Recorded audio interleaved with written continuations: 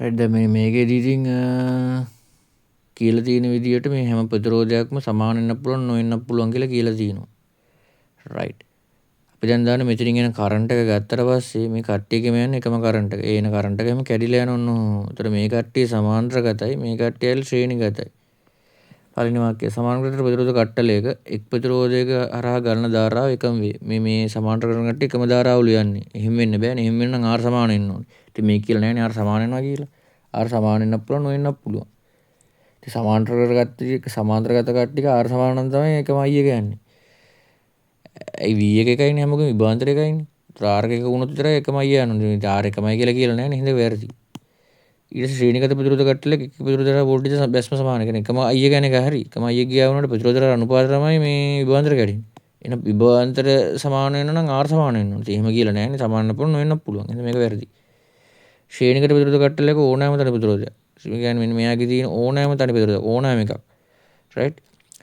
ප්‍රතිරෝධකයට වඩා සමස්ත ජාලයේ මුළු ප්‍රතිරෝධකයේ වැඩි. ඉතින් ඇත්තනේ ඉතින් මේ සමස්ත ජාලය හෙව්වොත් ඉතින් මේ දෙන්නගේ සමගයට මෙයාගේ සමගය එකතු කරන්න ඉතින් සමාන්තරගත එක්කෙනාගෙන එයා කුඩාම එක්කෙනාට වඩා කුඩායි. එයාට එකතු වෙන්න ඕනේ මේ කට්ටිය. ඒතර මේ කට්ටිය කොහොමත් එකතු වෙන්නේ ශ්‍රේණිගතයිනේ. ඒතර R1 දන R2 දන R3 දන R4 ඒ කට්ටිය ඔක්කොගෙම එකතුව. ඒ කට්ටිය ඔක්කොගෙම එකතුව තමයි මේ ඇඩ් කරන්න ඕනේ අර මේ සමාන්තරගත කරලා. ඉතින් මෙයාගේ එකටත් වඩා අඩු වෙන්න බෑනේ. කැමති එකක් මේ කැමති මේ ප්‍රතිරෝධය තෝරාගත්තොත් එයින් ඒකට වඩා වැඩි වෙන්න ඕනේ. එකකට වඩා වැඩි වෙන්න ඕනේ සමස්තම ජාලය. එහෙනම් ඒක නම් හරි. සමස්ත ජාලයේ ප්‍රතිරෝධය සමාන්තර ප්‍රතිරෝධ ජාලයකට ප්‍රතිරෝධයට අඩු වෙන්න බෑනේ. වැඩි වෙන්න බෑනේ. සමස්ත ජාලයේ මුළු ප්‍රතිරෝධය. ඒ කියන්නේ මුළු ඔක්කොගෙමගේ ඕනෑම තනි ප්‍රතිරෝධයකට වඩා අඩු වෙලා. එහෙම නෑනේ ඉතින්. ඉතින් ඕනෑම එකක් ගත්තොත් ඉතින් මේන් කැමති එකක් තෝරගන්න ඉතින් ඒගොල්ලෝන්ගේකට වඩා වැඩි එකක් නෙන්න ඕනේ. ඒ ශ්‍රේණිගත ගත්ත එක්කනට වඩා වැඩි එකක් එන්න ඕනේ. දැන් ශ්‍රේණිගත ප්‍රතිරෝධය අපි තුමේ කොහොම 10යි කියලා. ඊට වඩා වැඩි එකක් එන්න ඕනේ. ඒවලට එකතු වෙලානේ. ඒ වගේ එකක් එකේ තියෙන්නේ.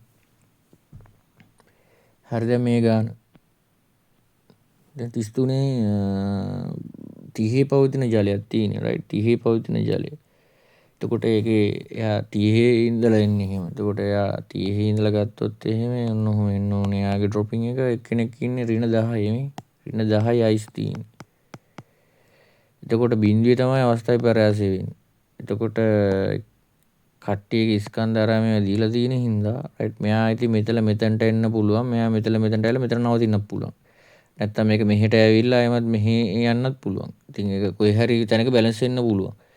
ඉතින් බැලන්ස් වෙන පොයින්ට් එක අපි බලමු කොහොමද බිඳුවේ නවතින්නත් පුළුවන්. මේකයි තර්කය. මෙයා තමයි තාපය දෙන්නේ. මෙයා තාපය දෙනවා. එතකොට එයාගේ උෂ්ණත්වය එන්න අඩු වෙනවා. මෙයා තාප උරාගෙන උෂ්ණත්වය වැඩි කරගන්න බලනවා. බැලන්ස් පොයින්ට් එකේදී දෙන්නගේ උෂ්ණත්වය දෙක සමානලා තියෙන්න ඕනේ. ඒක තමයි ප්‍රධානම තර්කය. අර ඒක ඔළුවේ තියෙනවා. හරි. ඒකට මෙයාට දාන්න තියෙන්නේ එහෙනම් මුලින්ම අපි මේ දුර හොයලා බලමු කී දෙනෙක් කියලා. මේකත් හොයලා බලන්න කී දෙන්නේ කියලා. එච්චර කරන්න තියෙන්නේ. ඒකට අපිට දාන්න පුළුවන් මේකට MST ට දාලා බලමු මොකද වෙන්නේ කියලා. එයාගේ අයිස් වල අගේ දීලා තියෙන කී දෙනෙක් බලන්න. එයාගේ 0.1යි. වැඩි කිරීම S එක කීයද බලමු. එයාගේ S එක මේක 2000යි. රයිට්. උෂ්ණත්වය වෙනස කියන මේක 10යි. ඒකට අපිට පැහැදිලි වෙනවා කිලෝ ජූල් දෙකක් ඕන වෙනවා කියලා මෙතනට එන්නේ. වතුරත් මේ පල්ලෙහාට එන කොච්චරක් ඕනද කියලා බලමු. එයාට MST ට දාන්න තියෙනවා. 0.1 වැඩි කිරීම S එකගේ අපි දන්නේ නැහැ ආමේ තියෙන S එකගේ 4000යි රයිට් උෂ්ණත්ව වෙනස යකි 30ක වෙනසක් තියෙනවා. එතකොට එයාගේ එනවා 3යි 12 එයාට කිලෝ ජූල් 12ක් දෙත හැකි. ඒතර අපිට හොඳටම පැහැදිලි එහෙනම් මෙතනට 12ක් තියෙනවා. මෙයාගේ මෙතන කිලෝ ජූල් 2යි තියෙන්නේ. එහෙනම් මේ 12කින් දෙකක් විතර පල්ලෙහාට ආපු ගමන් يعني දෙකක් විතර පල්ලෙහාට දාපු ගමන් මෙයා උඩට වගේ ඇවිල්ලා තියෙනවා. ඊට පස්සේ මෙයාට සම්පූර්ණයෙන්ම දී වෙන දාන්න ඕනේ එහෙනම් ml එක. අපි ml එකක් දාලා බලමු කීයද එන්නේ කියලා. දැන් මේක m එක දීලා තියෙන විදිහට අපිට තියෙනවා 0.1යි කියලා රයිට් l එක තමයි අපිට දැන් ඕනලා තියෙන්නේ l එක ඇවිල්ලා 3 වැඩි කිරීම 10 බල 5යි 3 වැඩි කිරීම 10 බල 5ක් තමයි තියෙන්නේ එතන දැන් l එක මේ විශිෂ්ට ගුප්ත තාපය දීලා තියෙනවා ඒක කියලා. එතකොට මෙතනින් එනවා 30 කිලෝ ජූල් එක. කිලෝ ජූල් 30ක් ඕන. ඔව් 30ක් ඕන වෙනවා. කිලෝ ජූල් 30ක් ඕන වෙනවා මෙතනට ජම්ප් කරන්න. එතකොට දැන් මෙයාට 12යින් උපරිම දෙන්න පුළුවන්. එහෙනම් මේ අපිට දැන් පැහැදිලි එහෙනම් අර යාගේ 12ක් විතර රයිට් මෙහෙම ආවත් 12න් දෙකක් එද්දි කියන්නේ 30 ඉඳලා එයා යනවා කිලෝ ජූල් දෙකක් වගේ එද්දි මෙයා කෙලිම මෙතනට ඇවිල්ලා තියෙනවා. රයිට් කෙලිම මේ බිඳුවට ඇවිල්ලා තියෙනවා. බිඳුවේ තියෙන කට්ටිය දියවිවි යනවා තාපි උරාගෙන. ඒත් ඔක්කොම දිය කරගෙන 30ක් ඕන වෙනවා. ඉතින් අර ටික හීට් එක දෙනවා දුන්නට ඉතින් වැඩක් නැහැ. එයා බිඳුවට එනවා. බිඳුවට ආවට පස්සේ එයාගේ 12ම දැන් ඔක්කොම ඉවරයි. අර භාගයක් එකෙන් කෑල්ලක් විතර දැන් දී වෙලා තියෙනවා. ඒතකොට බිඳුවේ තමයි කට්ටිය ඉවර වෙන්නේ. අර ඔක්කොම කන්වර්ට් වෙන්න බැරි වෙනවා. ඒතකොට ඕකේ අයිසුත් තියෙනවා ජලයක් තියෙනවා ඔක්කොම තියෙනවා. ජලය ඔක්කොම මේ අයිස් ඔක්කොම දිය වෙන්නේ. අයිස් ඔක්කොම දිය වෙන්නේ. ඕක අයිසු ජලය මිශ්‍ර වෙලා තියෙන්නේ. බිඳුවේ නවතිනවා. ඉතින් නවතින වෙලාවේදී උෂ්ණත්වය සමාන වෙනවා. හරිද? ඒකයි ප්‍රධාන තර්කය. දැන් 0.6 මෙතන බලමු මෙන්න 0.6 මේ ක්‍රියාකාරී කලාපේ තියෙන VC ඊයගේ අහන්නේ රූප සටහනේ දත්ත ගන්න ඕනේ. එහෙනම් අපි ඒකත් ඉවර කළා දාමු. එහෙනම් මෙතන 10යි. මෙතනත් බිඳුවයි බිඳුවයි. ඉතින් මේ වෙලාවට යන කරන්ට් එක නොසිලක තරංගයක් කියලා ගන්න. නැත්නම් ඔය ප්‍රශ්නේ නෝනේ. ක්‍රියාකාරී ප්‍රදේශනේ තියෙන්නේ. ඉතින් එහෙනම් අපි මෙයා 10 නම් මෙතන සමානාරාරණ තියෙන්නේ 50 50 තියෙන්නේ. එහෙනම් මේ දෙක කඩාගෙන 5 5 විභාන්තර. එහෙනම් මෙයාගේ මේ විභවය 5ක් වෙන්න ඕනේ. මෙයා 5 බිඳුවක් නම් මෙයා 5 වෙන්න ඕනේ. කරන්ට් එක යන්නේ මේ පැත්තට. ඊළඟට අපි දැන් දන්නේ එතන වෝල්ටේජ් එක ධන 5යි කියලා. ඒතර මේක BE දීලා තියෙනවා 0.7යි. 0.6යි කියලා. එතකොට එතනට එන්න ඕනේ එහෙනම් 0.6ක් අඩු වෙනවා. ඒතර 4.4. එතන තියෙන වෝල්ටේජ් එක. මෙයාට V සමාන IR දාන්න තියෙනවා. ඒතර V සමාන IR දාපුවම එනවා 4.4 බෙදන්න තියෙන එහෙනම් දෙකෙන්. එතකොට එනවා V සමාන IR දාපුවම එයා ගන්න කරන්ට් එක IE එක එනවා. එතකොට 4.4 කියන්නේ 2.2 මිලි ඇම්පියර්ස්. එතන යන කරන්ට් එක. ඉතින් යන කරන්ට් එක IC කරන්ට් එකට ආසන්න වශයෙන් සමානයි. එහෙනම් එයා කියන කරන්ට් එකත් IC ඇවිල්ලා ඒකයි. ආසන්න වශයෙන් නම් ICත් ඕකට සමානලා තියෙනවා. එහෙනම් මෙයාට අපි V සමාන IR දාන්න ඕනේ. V සමාන IR දාපු ගමන් එතනින් එන්න ඕනේ ඉතින් 2.2 වැඩි කිරීම එකනේ තියෙන්නේ. 2.2 වැඩි කිරීම එක හොඳලාට ඉතින් එක තියෙන හින්දා ප්‍රශ්නයක් නැහැ. 2.2මයි එන්නේ විභවාන්තරයට. මිලි ඇම්පියර්ස් කිලෝ ඕම්ස් වැඩි කරාම විභවාන්තර ගන්නට එන වෝල්ට් වලින්. ඒත් දැන් මෙතනදී ඒ වෝල්ට් 2.2ක් තමයි එතන තියෙන්නේ. දැන් මෙතන 2.2ක් අඩු වෙන්න ඕනේ. එතකොට එන්න ඕනේ එතනින් එනනම් 7.8ක් එන්න ඕනේ හරි. මේ දෙක අතර විභවාන්තර අපි දැන් 2.2 කියලා හොයාගෙන තියෙන්නේ. එහෙනම් 7.8ක් එන්න ඕනේ.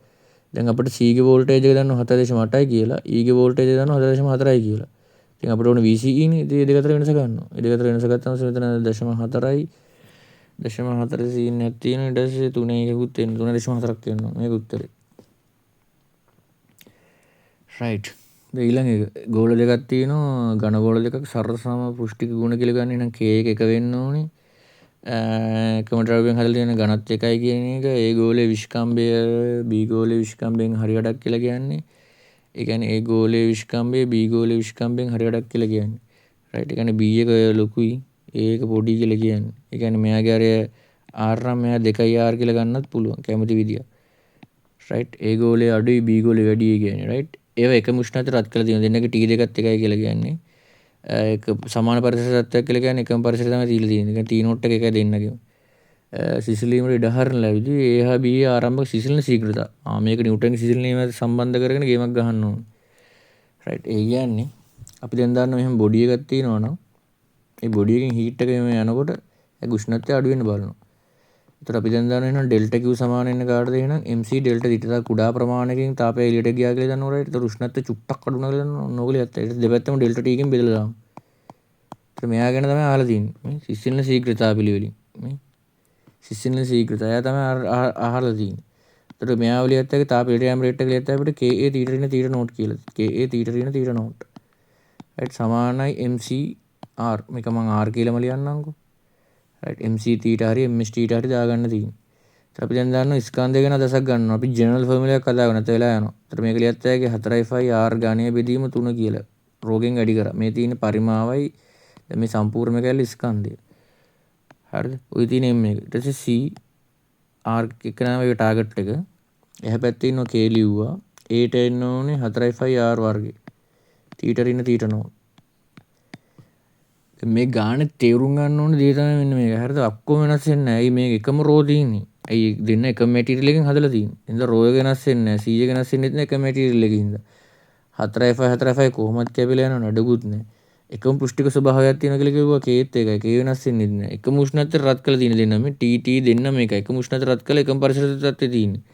ඒ කියන්නේ නම් මෙයා වෙනස් වෙන්නේ නැහැ. හරිද? එහෙනම් මෙතනදි කෙලිම මේක ඇවිල්ලා තියෙන විදිහට දැන් මෙතන R තියෙනවා. රේට් එක කියන්නේ තාපය පහළට යෑමේ රේට් එක තියෙනවා. වැඩි කිරීම මෙතනින් R වල ඝණයක් ආවා. ඒක අනුලෝම වෙලා තියෙන මේ පැත්තේ R වර්ගයක් ආවා. හරිද? ඒතකොට ඒකත් කැපිලා යනවා මේ. ඔක්කොම කැපිලා ගිහිල්ලා මෙතන R වර්ග මම එහා පැත්තට යවන්නන්නේ ඔන්න ඔය. එතකොට R අනුලෝම වෙලා තියෙන එකයට Rට. ඒ කියන්නේ උෂ්ණත්වයේ පහළ බැසීමේ රේට් එක අනුලෝම වෙලා තියෙනවා ඒකට දෙකයට Rට. ඉතින් අපෙන් අහන්නේ RA බෙදීම RB නේ. ඉතින් RA කියලා කියන්නේ එහෙනම් කවුද ඉන්න ඕනේ එහෙනම් අපිට දැම්ලියත් ඇයි එහෙනම් RA අනුලෝම වෙලා තිබ්බේ එකයට Rට. RB අනුලෝම වෙලා තියෙනවා එකයට 2යි Rට. මේ B ගේ තමයි 2යි R එක තියෙන්නේ. ওই දෙක බෙදලා දැම්ම නම් වැඩේ හරි. බෙදලා දාපු ගමන් මේක එතකොට RA බෙදීම RB RA බෙදීම RB සමානයි RA බෙදීම RB සමානයි 2. එතකොට RA බෙදීම RB සමානයි 2 නම් එහෙනම් RA සමානයි 2යි RB වෙන්න ඕන. මේක එන්න ඕනේ නම් ආන්සර් එකට. RA සමානයි 2යි RB එන්න ඕන. ඕකයි උත්තරේ. මෙහෙම ජෙනරල් ෆෝමියුලා එකක් ගහගන්න නැත්නම් වෙලා යන්න පුළුවන්. මෙන්න මේ වගේ එකක් හදා ගන්නවා නම් වඩා හොඳයි. වෙලා යනවා නැත්තම් ඕක හදා.